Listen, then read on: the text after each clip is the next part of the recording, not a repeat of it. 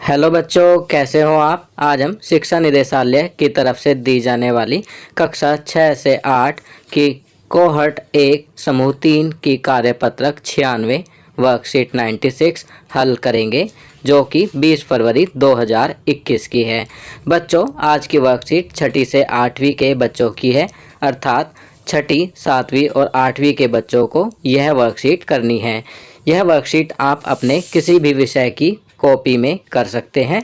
तो चलिए वर्कशीट हल करते हैं। आपने चमोली उत्तराखंड में हिमस्खलन से भयंकर तबाही के बारे में सुना होगा। यह एक प्रकार से प्रकृति का प्रकोप या प्राकृतिक आपदा है। सदियों से प्राकृतिक आपदाएं मनुष्य के अस्तित्व के लिए चुनौती रही हैं।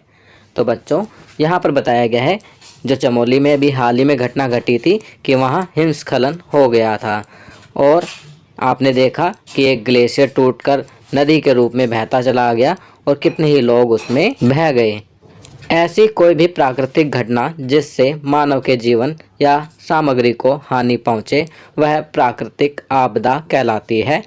तो यहाँ पर बताया गया है कि प्राकृतिक आपदा क्या है। प्राकृतिक आपदा एक ऐसी प्राकृतिक घटना है जिससे मानव के जीवन या सामग्री को हानि पहुँचती है। हिमस्खलन, भूस्खलन, भूकंप, ज्वालामुखी, सुनामी, चक्रवाती तूफान, बादल फटना, जंगलों में आग, आसमानी बिजली का गिरना, बाढ़, सूखा जैसी प्राकृतिक आपदाएं बार बार मनुष्य को चेतावनी देती हैं। वर्तमान में हम प्राकृतिक संसाधनों का अंधाधुंध इस्तेमाल कर रहे हैं, जिससे प्रकृति का संतुलन बिगड़ रहा है, जिसका दुष्परिणाम हमें भुगतना पड़ रहा है। तो यहाँ पर बताया गया है कि ये जो प्राकृतिक आपदाएं हैं, इनका कहीं ना कहीं कारण हम ही हैं, क्योंकि हम प्राकृतिक संसाधनों का बहुत ही अंधाधुंध इस्तेमाल कर रहे हैं, जिससे प्रकृति का संतुलन बिगड़ रहा है और इस कारण ये सभी प्राकृतिक आपदाएं आती हैं।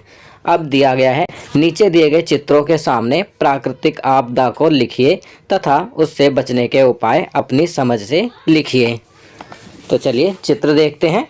बच्चों, आप देख सकते हैं कि आपकी वर्कशीट में कुछ चित्र दिए गए हैं। आपको चित्र देखकर प्राकृतिक आपदा की पहचान करनी है और उनसे बचने के उपाय लिखने हैं। पहला चित्र भूस्खलन का है। भूस्खलन के लिए जहां भूस्खलन का खतरा हो वहां अधिक निर्माण कार्य ना करें। जहां ज़्यादा ढलान वाला क्षेत्र हो वहां मकान आदि का निर्माण कार्य ना करें। मौसम की जानकारी रखें। बरसात के समय में अधिक सावधानी बरतें। अत्यधिक पेड़ लगाएं। पहाड़ों को ना काटें। दूसरा चित्र देखते हैं। दूसरा चित्र सुनामी का है। आप देख सकते हैं कि किस प्रकार समुद्र की ऊंची लहर उठी हुई है। इसे सुनामी कहते हैं। सुनामी से बचने के लिए सुनामी की सूचना प्राप्त होते ही उस क्षेत्र को खाली करें। आपको जैसे ही सुनामी की सूचना मिले तुरंत उस क्षेत्र को खाली कर देना चाहिए।